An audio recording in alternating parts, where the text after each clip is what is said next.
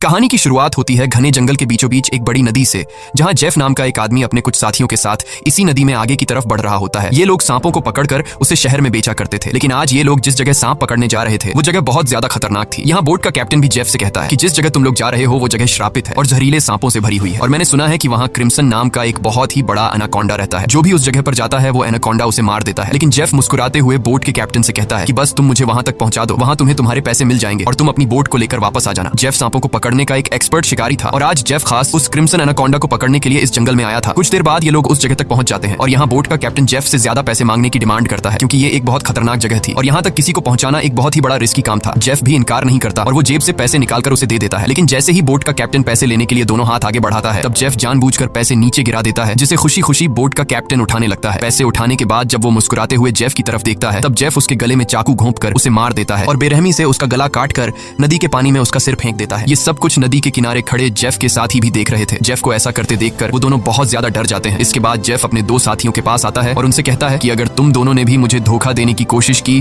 तो तुम्हारा भी यही हाल होगा। इसके बाद ये तीनों जंगल में आगे बढ़ते हुए एक जगह पर पहुंचते हैं, जहां उन्हें सांपों की एक बड़ी मूर्ति दिखाई देती है और ये देखते हुए जेफ कहता है तो आखिर क्रिम्सन एनाकोंडा की कहानी सच थी। दूसरी तरफ जेफ के साथियों को बहुत सारे सांप मिल जाते हैं, जिन्हें देखकर वो भी बहुत ज्यादा खुश हो जाते हैं। इसके बाद ये दोनों जल्दी से सभी सांपों को पकड़कर बैग में बंद करने लगते हैं, जबकि जेफ इन छोटे सांपों पर ध्यान नहीं देता और वो इस जंगल के सबसे बड़े सांप, जिसका नाम क्रिम्सन एनाकोंडा है, उसे ढूंढने लगता है। अब इन दो साथियों ने जो सांप कपड़ों के बैग में भर दिए थे, उन सांपों को अकेले एक साथी बोट तक लेकर आता है। वो देखता है कि जेफ ने जिस आदमी का गला काटकर पानी में फेंक दिया था, उसकी सर कटी लाश कुछ दूरी पर पानी में खड़ी है। ये देखकर उसे अपनी आंखों पर यकीन नहीं आया। तभी वो लाश अचानक पानी में डूब गई और तैरते हुए एक बड़ी सी चीज तेजी से उसकी तरफ बढ़ने लगी। वो आदमी डर के मारे तेजी से जंगल की तरफ भागने लगता है, लेकिन तभी बिजली की रफ्तार से एक बहुत ही बड़ा एनाकोंडा उसे जकड़ लेता है। वो एनाकोंडा उस आदमी की बॉडी पर लिपटकर उसकी हड्डियां तोड़ देता है और अपना बड़ा सा मुंह खोलकर उसे खाने लगता है। दूसरी तरफ हम उस आदमी के दूसरे साथी को देखते हैं, जो सांपों से भरे एक बैग को लेकर जंगल में आगे की तरफ बढ़ रहा होता है। तभी वो अचानक एक जगह पर रुककर कुछ ऐसा देख लेता है जिससे वो बहुत ज्यादा डर जाता है। असल में उसने उसी बड़े एनाकोंडा की बॉडी को रेंगते हुए देख लिया था। जैसे ही वो एनाकोंडा एक पेड़ पर चढ़ रहा था, तो उसके पेट को देखकर साफ लग रहा था कि उसने किसी इंसान को जिंदा निगल लिया है। अब इससे पहले कि वो आदमी अपनी जान बचाकर भाग पाता, तभी वो एनाकोंडा उसके साथी की लाश को उगल देता है। इसके बाद वो सांप उस आदमी को भी पकड़ लेता है। वो सांप उस आदमी को जकड़कर जोर से दबाता है और पेड़ से लिपटकर उस आदमी को भी खाने लग जाता है। ये सब कुछ ही दूर से जेफ भी देख रहा होता है और ये देखकर जेफ अपने साथी को बचाने के बजाय खुश हो रहा था, क्योंकि जेफ भी यही चाहता था कि कोई उस सांप का चारा बन जाए और जब चारे को खाते समय सांप का ध्यान भटक जाए, तब जेफ सांप को बेहोश करके मार दे। इसके बाद जेफ अपना शॉटगन निकालकर सांप को बेहोश करने ही वाला था कि तभी अचानक जंगल के सभी जानवर और बर्ड्स शोर मचाने लगे, जिनकी आवाज सुनते हुए वो एनाकोंडा अपने शिकार को ऐसे ही छोड़कर चला जाता है। आखिर कुछ तो ऐसा था जिससे जंगल के सभी जानवर डर रहे थे। अब यहाँ सीन कट होता है और हमें एक सर्कस शो दिखाया जाता है। ये सर्कस अब बंद होने के कगार पर था। कोई भी इस सर्कस को देखने का इंटरेस्ट नहीं रखता था। यहाँ सर्कस के मालिक के पास बिली यांग नाम का एक लड़का आता है, जो सर्कस के मालिक को पैसों से भरा हुआ एक सूटकेस देकर सर्कस में काम करने वाले सभी लोगों को खरीद लेता है, क्योंकि उसने थाईलैंड जाकर एक नया सर्कस खोलने का प्लान बनाया हुआ था। सर्कस के लोग बिली यांग के पास इतने सारे पैसे देखकर परेशान हो जाते हैं, क्योंकि आज से कुछ साल पहले बिली यांग बहुत गरीब हुआ करता था। वो भी इन लोगों के साथ मिलकर सर्कस में काम किया करता था, लेकिन पता नहीं कि बिली यांग अब कौन सा ऐसा काम करने लगा जिससे वो रातों रात इतना अमीर हो गए। अगली सुबह बिली यांग बोट के जरिए सभी लोगों को थाईलैंड ले जाने का प्लान बनाता है। अब क्योंकि बिली यांग ने इन सभी लोगों को खरीद लिया था, इसलिए ये सभी उसकी बात मानकर बोट में बैठ जाते हैं और बोट का कैप्टन बोट को चलाने लगता है। रास्ते में बिली यांग बाथरूम में छिपकर किसी को कॉल करता है और कॉल पर वो सामने वाले से कहता है कि डिलीवरी तैयार है, जल्द ही मैं इन लोगों को लेकर तुम्हारे पास पहुंच जाऊंगा। बिली यांग की इन बातों से हमें पता चलता है कि वह बोट पर मौजूद लोगों के साथ कुछ गलत करने वाला है। कुछ दूर आगे जाने के बाद ये लोग देखते हैं कि आगे का रास्ता बंद है, जहां लकड़ी और कई सारे कंटेनर्स रखकर किसी ने रास्ता रोक दिया था। तब बोट का कैप्टन कहता है कि हम दूसरे रास्ते से जा सकते हैं, लेकिन उस रास्ते से जाते हुए हमें थाईलैंड पहुंचने में बहुत टाइम लगेगा। इसलिए बिली यांग को कैप्टन का आइडिया पसंद नहीं आता। वो कैप्टन को धमकी देता है कि जो भी हो हमें वक्त पर थाईलैंड पहुंचना है, क्योंकि वहां हमारा शो है जिसके पैसे मैं एडवांस ले चुका हूं। अगर हमने शो नहीं किया तो हम बर्बाद हो जाएंगे। कैप्टन कहता है कि अगर तुम लोग लंबे रास्ते से नहीं जाना चाहते तो फिर हमारे पास यही एक रास्ता है। वह कहता है कि हम इन सारी चीजों को बॉम्ब से उड़ा देंगे और अपना रास्ता बनाकर यहाँ से निकल जाएंगे। बिली यांग को कैप्टन की बात ठीक लगती है और वो इसके लिए तैयार हो जाता है, लेकिन उन्हें पता नहीं था कि ये लोग कितनी बड़ी गलती करने जा रहे हैं। इसके बाद ये लोग कंटेनर्स के पास बॉम्ब रखते हैं और फिर उन्हें रिमोट से उड़ा देते हैं। ऐसा करने से उनका रास्ता तो साफ हो गया, लेकिन धमाके की वजह से ढेर सारे सांप उनके बोट पर गिर जाते हैं, क्योंकि उन सभी कंटेनर्स में सांप भरे थे। डर के मारे ये लोग यहाँ वहाँ भागने लगते हैं। अब पूरी बोट सांपों से भर चुकी थी और ये सांप बोट पर मौजूद लोगों को डसने लगते हैं। यहाँ लेनी नाम की एक लड़की समझदारी से काम लेते हुए पाइप के जरिए प्रेशर से पानी खोल देती है और अपने आसपास जितने भी सांप होते हैं सबको बोट से नीचे पानी में गिरा देती है। बिली यांग डर के मारे बोट के बाथरूम में छिप जाता है, लेकिन तभी अचानक बाथरूम की छत टूट जाती है और बहुत सारे सांप बिली यांग के ऊपर गिर जाते हैं। उनसे बचने के लिए वह नदी में कूद जाता है और तैरते हुए किनारे तक पहुंचता है, लेकिन वहां पर भी एक किंग कोबरा उसके सामने आ जाता है। अब इससे पहले कि वो किंग कोबरा बिली को काट पाता, तभी कोई आदमी सांप पर पैर रखकर उसे कुचल देता है और बिली यांग की जान बचा लेता है। यह इंसान कोई और नहीं बल्कि बल्कि जेफ था। अब जेफ ने बिली की जान बचाई थी, इसलिए बिली उसे अपने बोट पर ले आता है। जेफ यहाँ सभी से झूठ कहता है कि मैं एक वाइल्ड एक्सप्लोरर हूँ और एक एक्सीडेंट की वजह से यहाँ जंगल में फंस गया हूँ। तभी सर्कस के एक आदमी जिसका नाम जियाओ है, उसके कान में तेज दर्द होने लगता है। दर्द इतना ज्यादा था कि वह नीचे गिर जाता है। जब जेफ उसके कान में गौर से देखता है तो उसे पता चल जाता है कि जियाओ के कान में तकलीफ क्यों हो रही है। इसके बाद जेफ अपनी उंगली पर एक कट लगाकर उसे जियाओ के कान के पास ले जाता है और तभी जियाओ के कान से एक पतला जहरीला सांप निकलकर जेफ की उंगली को काट देता है। लेकिन सांप के काटने के बावजूद जेफ को कुछ नहीं होता और वह उस पतले सांप को पानी में फेंक देता है। ये देखकर लेनी बहुत हैरान हो जाती है और सोचने लगती है कि आखिर सांप के काटने के बाद भी जेफ पर जहर का असर क्यों नहीं हुआ। लेनी भी सांपों के बारे में जानकारी रखती थी। वह जानती थी कि एक सांप के जहर से इम्यून होने के लिए इंसान को बहुत सारा सांप का जहर अपने शरीर में डालना पड़ता है, तब जाकर उस इंसान पर सांप के जहर का असर नहीं होता। ये सारी चीज वह बिली यांग को भी बताती है और कहती है, मुझे जेफ ठीक नहीं लग रहा। तुमने भी देखा कि सांप ने उसे उंगली पर काटा लेकिन जेफ को कुछ नहीं हुआ। लेकिन बिली यांग लेनी की बातों पर ध्यान नहीं देता और कहता है कि हमें जेफ का शुक्रिया अदा करना चाहिए क्योंकि उसने मेरी और हमारे एक साथी की जान बचाई है। दूसरी तरफ जेफ इस बोट के कैप्टन से मिलता है। जेफ बोट के कैप्टन को ढेर सारे पैसे देकर एक नक्शा दिखाता है और बोट के कैप्टन से कहता है कि अगर तुमने मुझे नक्शे पर बताई गई जगह पर पहुंचाया तो मैं वहां पहुंचकर तुम्हें और भी ढेर सारे पैसे दूंगा। कैप्टन उस जगह का नाम सुनते ही बंदूक उठाकर जेफ पर तान देता है। वह कहता है कि अगर दोबारा तुमने वहां जाने की बात की तो मैं तुम्हें गोली मार दूंगा। दरअसल कैप्टन भी उस जगह के बारे में जानता था कि वहां एक बहुत ही खतरनाक क्रिम्सन नाम का एनाकोंडा रहता है। यह सुनकर जेफ वहां से चला जाता है। कैप्टन बोट में बैठकर मछलियां पकड़ने लगता है, लेकिन तभी हम देखते हैं कि कैप्टन जिस फिशिंग रॉड से मछलियां पकड़ रहा था वह फिशिंग रॉड नीचे से कोई जोर से खींचता है, जिसकी वजह से वह फिशिंग रॉड कैप्टन के हाथ से छूटकर नीचे गिर जाती है। अब कैप्टन उस फिशिंग रॉड को उठाने के लिए नीचे झुकता है, लेकिन तभी उसे कोई पानी में नीचे खींच लेता है। दरअसल कैप्टन को किसी और ने नहीं बल्कि जेफ ने पानी में नीचे खींचा था। कैप्टन को मारने के बाद जेफ कैप्टन की बॉडी को उस जंगल में मौजूद एनाकोंडा को बुलाने के लिए चारे के तौर पर इस्तेमाल करता है। कुछ देर बाद सभी कैप्टन को ढूंढने लगते हैं, लेकिन बोट का कैप्टन उन लोगों को कहीं पर भी नहीं मिलता। लेनी को जेफ पर शक होने लगता है कि कहीं जेफ ने उसे मार तो नहीं दिया। वह जेफ से पूछती है कि कैप्टन कहाँ है, लेकिन जेफ कहता है कि मुझे कैप्टन के बारे में कुछ भी नहीं पता। वह यह भी कहता है कि यह जंगल है, यहाँ इंसानों का गायब होना आम बात है। तभी अचानक पूरे जंगल में एक अजीब सा शोर छा जाता है। जंगल के सभी परिंदे और जानवर शोर मचाकर भागने लगते हैं। तभी एकदम से उन सबको पानी में कुछ अजीब सी हलचल सुनाई देती है। एक साथी कहता है कि यह आवाज कैसी है। तब जेफ खुश होकर कहता है कि कुछ बड़ा आने वाला है। जेफ की खुशी से यह साफ जाहिर हो रहा था कि जैसे वह इस आने वाले खतरे का इंतजार कर रहा था। तभी हम देखते हैं कि नदी की गहराई में एक बहुत ही बड़ा एनाकोंडा जेफ के लगाए जाल की तरफ बढ़ रहा है। जेफ का लगाया हुआ फिशिंग रॉड जोरों से नीचे की तरफ खींचता है। अब जेफ एनाकोंडा को पकड़ने के लिए फिशिंग रॉड को पकड़ने की कोशिश करता है, लेकिन वह एनाकोंडा इतनी आसानी से जेफ के जाल में कहां फंसने वाला था। तभी वह एनाकोंडा उनके सामने आ जाता है। यह एनाकोंडा आकार में बहुत बड़ा और बेहद डरावना था, जिसे देखकर सबके गले में सांसें अटक जाती हैं। जेफ ने जो फिशिंग रॉड की रस्सी पकड़ी हुई थी, एनाकोंडा उस रस्सी को जोर से खींचता है, जिससे जेफ नीचे पानी में गिर जाता है। वह एनाकोंडा जेफ को पानी में इधर उधर पटकने लगता है, लेकिन जेफ इतनी आसानी से हार मानने वाला नहीं था। वह खुद को बचाने के लिए तैरते हुए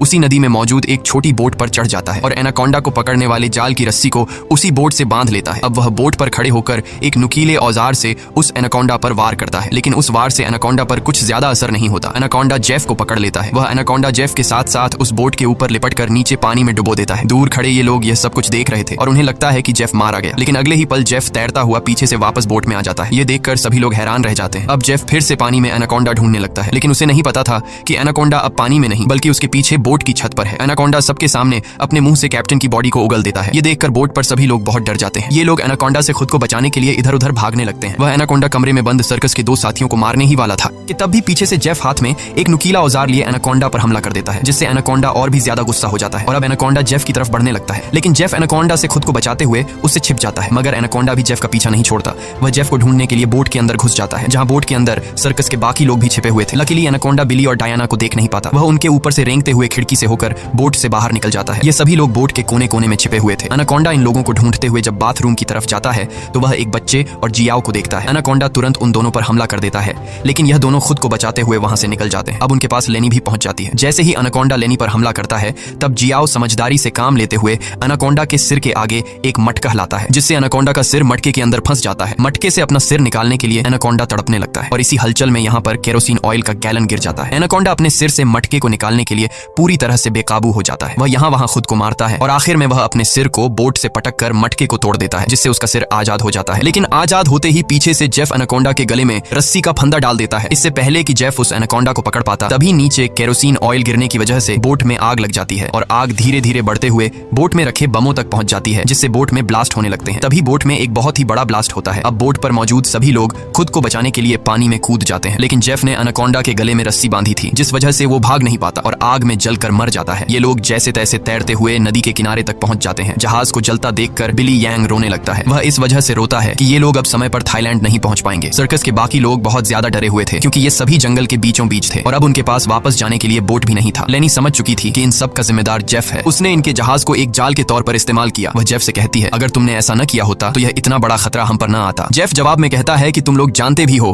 कि इस एक एनाकोंडा की कीमत कितनी है। अगर तुम लोगों ने इसे पकड़ने में मेरा साथ दिया होता तो आज हम सब करोड़पति होते। पैसों का नाम सुनते ही बिली यांग की आंखें चमक उठती हैं। वह थाईलैंड जाने का प्लान कैंसिल कर देता है और दौड़कर जेफ के पास आता है और कहता है, मैं तुम्हारे साथ हूँ। बताओ इस एनाकोंडा को पकड़ने के लिए हम क्या कर सकते हैं और हमें पैसे कैसे मिलेंगे। उसके बाद जेफ एक मैप निकालता है और उन्हें दिखाते हुए कहता है, अगर तुम लोग मेरी मदद करोगे तो इस मैप के जरिए मैं तुम्हें 1-2 दिन के अंदर थाईलैंड पहुंचा दूंगा। अब यहाँ बिली यांग और टीम के बाकी लोग जेफ के बोट तक जाने के लिए मान जाते हैं, लेकिन लेनी को जेफ पर बिल्कुल भी भरोसा नहीं था, इसलिए वह वहां जाने से इनकार कर देती है। तभी सर्कस टीम की एक लड़की की तबीयत अचानक खराब होने लगती है। जब बिली यांग उसके कंधे को देखता है तो उन्हें पता चलता है कि उस लड़की को एक बहुत ही खतरनाक मकड़ी ने काटा है, जिसके जहर से वो मर भी सकती थी। ये देखकर जेफ वहां पर मौजूद सभी लोगों से कहता है, मेरे पास एक ऐसी दवाई है जिससे उस लड़की का इलाज हो सकता है, लेकिन वह दवाई मेरे बोट में रखी गई है। अगर तुम इसका इलाज करना चाहते हो तो तुम्हें मुझे मेरी बोट तक पहुंचाना होगा। अब न चाहते हुए भी लेनी जेफ के साथ चलने को तैयार हो जाती है। कई घंटों के सफर के बाद जब एक साथी नदी का पानी पीने लगता है तब जेफ उसे रोक देता है और जेफ सभी से कहता है, यहाँ का पानी कभी भी मत पियो। यहाँ के पानी में ऐसे कीड़े हैं जो पानी पीते समय इंसान के अंदर चले जाते हैं। इसके बाद वो कीड़े उस इंसान के अंदर ऐसी प्यास लगाते हैं कि वो पानी पीते पीते खुद को नदी में डुबाकर मार देता है। रास्ते में इन लोगों को भूख लग जाती है। तब जेफ पास के पत्थरों से एक सांप पकड़ता है और फिर ये लोग सांप का जहर निकालकर उसे पकाते हैं और उसे खाकर गुजारा करते हैं। इसके बाद ये लोग फिर से अपना सफर जारी रखते हैं। कुछ देर बाद रात हो जाती है। रात को ये लोग पहाड़ के एक सुरंग में रुकते हैं जहाँ ये लोग आग जलाते हैं और जेफ साइड पर बैठा अपनी मैप पर बने हुए एनाकोंडा को देख रहा था। जेफ उस समय के बारे में सोचता है जब वो एनाकोंडा उसके सामने आया था। वो एनाकोंडा जेफ को मारने ही वाला था, लेकिन जेफ समझदारी से काम लेते हुए एक लकड़ी की बॉक्स में खुद को छुपा देता है। वो बॉक्स एक ढलान में रखी हुई थी, इसलिए जेफ बॉक्स को धक्का देकर रगड़ते हुए नीचे नदी तक पहुंच जाता है। अब जेफ इस बॉक्स से खुद को निकालने की कोशिश तो करता है, लेकिन बदकिस्मती से जेफ उस बॉक्स में हमेशा के लिए बंद हो गया और काफी समय तक जेफ उसी बॉक्स में फंसा रहा। इसके बाद ये लोग आते हैं। इन लोगों ने रास्ता खोलने के लिए डायनामाइट लगाकर कंटेनर तोड़ दिए, जिसमें से जेफ बाहर निकल गया और उनके साथ मिल गया। सीन फिर से प्रेजेंट में आता है जहां जेफ इस मैप को देख रहा था। तभी बिली यांग उसके पास आता है और कहता है, तुम उसी एनाकोंडा को पकड़ना चाहते हो ना? जेफ कहता है, हाँ, ये एक बहुत ही बड़ा एनाकोंडा है, एक ऐसा एनाकोंडा जो इस पूरे जंगल का राजा है। यहाँ के सभी जानवर इस एनाकोंडा से डरते हैं। इसने दुनिया के बड़े बड़े शिकार किए हैं, यहाँ तक कि इसने अपने ही जैसे बड़े बड़े एनाकोंडा को मार गिराया, और अगर हम उसे पकड़ने में कामयाब हुए तो हम रातों रात मिलियनियर बन जाएंगे। पैसों का सुनते ही बिली यंग कहता है, मैं आपके साथ उस एनाकोंडा को पकड़ने के लिए तैयार हूँ। अब काफी रात हो जाती है और ये सभी लोग सो जाते हैं। तभी सर्कस के एक साथी की किसी अजीब सी आवाज से आंख खुलती है। वो देखता है कि उसका भाई यहाँ नहीं है। अपने भाई को ढूंढते हुए वो उस सुरंग से बाहर आया और उसे ढूंढते हुए नदी के पास जाता है, जहाँ वो देखता है कि उसका भाई अपने आप को नदी के पानी में डुबाने की कोशिश कर रहा है। ये आदमी उसे ऐसा करने से रोकता है, पर उसका भाई इसकी कोई बात नहीं सुनता और तब वो देखता है कि उसके भाई की नाक से कुछ अजीब से कीड़े निकल रहे हैं, जिसे देखकर वो समझ जाता है कि इसने इस नदी का पानी पी लिया है। जो कि जेफ ने बताया भी था कि इस नदी का पानी पीने के बाद उस पानी के अंदर मौजूद कीड़े उस इंसान को इतनी प्यास लगा देते हैं कि वो इंसान खुद को उस पानी के अंदर डुबाने पर मजबूर हो जाता है। और ठीक ऐसा ही होता है। अपने भाई को मरा हुआ देखकर ये आदमी बहुत ज्यादा रोता है और वापस सुरंग में आ जाता है। अगली सुबह ये लोग दोबारा अपने सफर पर निकल जाते हैं। कई घंटों का सफर तय करने के बाद ये लोग एक नदी के पास पहुंच जाते हैं और अब इन लोगों को अपनी मंजिल तक पहुंचने के लिए उस नदी में से होते हुए पैदल जाना पड़ेगा। अब ये लोग पहले तो उस नदी में उतरने से काफी ज्यादा डर रहे थे, लेकिन कोई दूसरा रास्ता न होने की वजह से मजबूरन इन लोगों को उस नदी में उतरना पड़ता है। थोड़ा ही आगे जाने के बाद अचानक एक लड़का नीचे की तरफ इशारा करता है और हम देखते हैं कि इन लोगों को एक बड़े एनाकोंडा ने चारों तरफ से घेर लिया है। इनका एक साथी जिसका भाई रात को ही मरा था, वह डर के मारे सबके पीछे आ रहा था, लेकिन तभी पीछे से एक बड़ा एनाकोंडा उस पर हमला कर देता है और उसे बुरी तरह से जकड़ लेता है। लेनी उसकी मदद करने के लिए आगे बढ़ती है, पर वह ज्यादा कुछ नहीं कर पाती क्योंकि उसके पहुंचने से पहले ही एनाकोंडा उस आदमी की हड्डियों को तोड़ चुका था और फिर वह एनाकोंडा उस आदमी को अपने साथ पानी में डुबा देता है। अब ये लोग अपनी जान बचाने के लिए नदी में आगे की तरफ भागने लगते हैं। कुछ देर बाद आखिर ये सब लोग जेफ की बोट तक पहुंच जाते हैं, जहां जेफ अपने वादे के मुताबिक उन लोगों को उस लड़की के लिए एंटीडोट दे देता है जिसे कंधे पर जहरीली मकड़ी ने काटा था। अब यहाँ से थाईलैंड की जमीन भी काफी करीब थी और ये सभी थाईलैंड जाने के लिए निकलते हैं, लेकिन तभी जेफ उन लोगों को रोक देता है। दरअसल जेफ इसलिए इन लोगों को इस जगह पर लाया था ताकि वो इन लोगों को चारे की तरह इस्तेमाल कर सके। जेफ उन सब लोगों से कहता है कि मैं तुम सब लोगों को वादे के मुताबिक सही सलामत यहाँ तक ले आया हूँ, लेकिन अब तुम लोगों को भी अपना वादा पूरा करना होगा, तुम्हें मेरी मदद करनी होगी। तब वो छोटा बच्चा जेफ से कहता है कि अगर तो तुम्हारी ये मदद उस एनाकोंडा से जुड़ी है तो हम तुम्हारी कोई मदद नहीं करेंगे। इनकी ये बातें सुनते ही जेफ अपनी बंदूक निकाल लेता है और बिली यांग भी चाकू निकालकर उसका साथ देने लगता है। बिली यांग सभी से कहता है कि जेफ जो भी कह रहा है तुम्हें उसकी बात माननी चाहिए। यहाँ लेनी कहती है कि तुम लोग पागल तो नहीं हो गए हो, उस एनाकोंडा को पकड़ना बहुत मुश्किल है, क्यों तुम लोग अपनी जान से हाथ धोना चाहते हो? जेफ कहता है, हाँ तुम ठीक कह रही हो, उस एनाकोंडा को पकड़ना मुश्किल तो है पर नामुमकिन नहीं, क्योंकि उस एनाकोंडा को खाते हुए जब उसका ध्यान भटक जाए तब उसे पकड़ा जा सकता है। उसके बाद बिली यांग और जेफ सर्कस टीम के 2 लोगों को रस्सी से बांधकर सांप का चारा बनाते हैं। वह बच्चा बिली यांग से कहता है, तुम ऐसा क्यों कर रहे हो? सोचो अगर हम लोग मर गए तो तुम्हारी सर्कस में कौन परफॉर्म करेगा? ये सुनकर बिली यांग जोर जोर से हंसने लगता है और उस बच्चे से कहता है कि क्या तुम लोगों ने कभी सोचा नहीं कि मैं इतनी जल्दी कुछ ही सालों में इतना अमीर कैसे हुआ? अरे पागलो, मैं तुम लोगों को थाईलैंड में सर्कस के लिए थोड़ी लेके जा रहा था। मैं तो तुम्हारी बॉडी के ऑर्गन्स को बेचकर बहुत सारा पैसा कमाने वाला था और यही मेरा बिजनेस है, लेकिन अब देखो मैंने अपना प्लान चेंज कर दिया। अब मैं जेफ के साथ मिल गया हूँ क्योंकि मैं जानता हूँ कि तुम्हारे बॉडी पार्ट्स से भी ज्यादा पैसे मुझे ये एनाकोंडा दे सकता है। दूसरी तरफ जेफ ने उन 2 लड़कियों को भी बांध दिया था और अब वो एक लड़की से बदतमीजी करने लगा था। अब यहाँ वो लड़की समझदारी से काम लेते हुए ऐसा दिखाती है कि वो जेफ का साथ देना चाहती है। जेफ उसकी की चाल को समझ नहीं पाता। वो लड़की जेफ के करीब आकर जेफ के बालों में हाथ मारने लगती है और मौका मिलते ही वो लड़की जेफ की पॉकेट से गन निकालकर जेफ पर तान देती है। अब वो लड़की जैसे ही जेफ को शूट करती है तो बंदूक से गोली नहीं चलती क्योंकि उसको बंदूक का लॉक खोलना नहीं आ रहा था। अब जेफ गुस्से में आकर उससे बंदूक छीन लेता है और उसी लड़की पर तान कर उसे मारने ही वाला होता है कि तब तक लेनी ने भी खुद को आजाद कर लिया था और वो एक शीशे के नुकीले टुकड़े से जेफ के पेट पर वार करती है। अब जेफ लेनी को धक्का देकर पीछे धकेल देता है, लेकिन तब वो दूसरी लड़की भी जेफ पर हमला कर देती है और पीछे से लेनी भी जेफ से बंदूक छीनने की कोशिश करती है। इसी हाथापाई में गोली चलने की आवाज आती है, लेकिन पता नहीं चल पाता कि ये गोली किसको लगी। दूसरी तरफ हम उन दो लोगों को देखते हैं जिन्हें बिली यांग ने एनाकोंडा के लिए चारा बनाया था। वो दोनों बेचारे डर के मारे तड़प रहे होते हैं। कुछ देर बाद एक बड़ा सा एनाकोंडा उन दोनों को खाने के लिए धीरे धीरे उनकी तरफ बढ़ने लगता है, जबकि दूर खड़ा बिली यांग मजे से ये सारा नजारा देख रहा था। बिली यांग इंतजार में था कि कब वो एनाकोंडा उन पर हमला करेगा और मैं रस्सी को खींचकर उस एनाकोंडा को पकड़ लूंगा, लेकिन वो ये नहीं जानता था कि जहां पर वो खड़ा है ठीक उसके ऊपर से एक दूसरा एनाकोंडा उस पर हमला करने के लिए आगे बढ़ रहा है। अब इससे पहले कि बिली यांग उस एनाकोंडा को देख पाता, वो एनाकोंडा उसके काफी करीब पहुंच जाता है और वो एनाकोंडा बिली यांग पर हमला करके उसे अपने साथ उठाकर ले जाता है। और तब बिली यांग के हाथ से रस्सी छूट जाती है, जिससे एनाकोंडा का चारा बने हुए दो लोगों को जाल कवर कर लेता है, जिससे उनकी जान बच जाती है। दूसरी तरफ जेफ उस लड़की को मारने की कोशिश करता है, लेकिन लेनी पीछे से आकर जेफ को एक बड़ी लकड़ी से सिर पर मारकर बेहोश कर देती है। जेफ के बेहोश होते ही ये दोनों भागते हुए अपने दो साथियों के पास पहुंच जाती हैं और उन्हें जाल से आजाद कर लेती हैं, लेकिन बदकिस्मती से जेफ को होश आ गया था और वो उनकी तरफ बढ़ने लगा। लेकिन तभी एक बड़ा सा एनाकोंडा आकर जेफ को ले जाता है। ये लोग अब जल्दी से यहाँ से निकलने की तैयारी करते हैं, लेकिन उनकी एक साथी चलने के लायक नहीं थी क्योंकि जेफ और उन लड़कियों के बीच हाथापाई के दौरान जो गोली चली थी वो गोली उस लड़की को लगी थी। कुछ देर बाद वो लड़की उनकी नजरों के सामने दम तोड़ देती है। अब बचे हुए तीन लोग अपनी जान बचाने के लिए जेफ की बोट में बैठकर नदी से होते हुए यहाँ से निकलने लगते हैं, लेकिन तभी पीछे से जियाओ को कोई चीज लगती है। जब वो कंधे से उस चीज को उतार कर देखता है तो उसे पता चलता है कि ये एक बेहोशी वाला इंजेक्शन है। कुछ ही सेकंड बाद जियाओ बेहोश हो जाता है और जियाओ को बेहोश करने वाला कोई और नहीं बल्कि जेफ ही था, यानी उस एनाकोंडा के हमले से भी वो बच गया था और उसने एनाकोंडा का सिर काटकर उसे मार दिया था। अब जेफ उन तीनों को पकड़कर एनाकोंडा के चारे के लिए बांध देता है और उनके चारों तरफ तेज धार वाली लोहे की तार बांध देता है और साथ में वहां पर खून भी छिड़क देता है, जिसके बाद वो उनके जाल की रस्सी को पकड़कर यहाँ से कुछ दूर खड़ा हो जाता है। कुछ देर बाद कई सारे एनाकोंडास खून को सूंघते हुए उन तीनों की तरफ बढ़ने लगते हैं। ये तीनों बहुत ज्यादा डरे हुए होते हैं और उनको अपनी मौत आंखों के सामने नजर आ रही होती है। ये सभी एनाकोंडास उन तीनों को मारने के लिए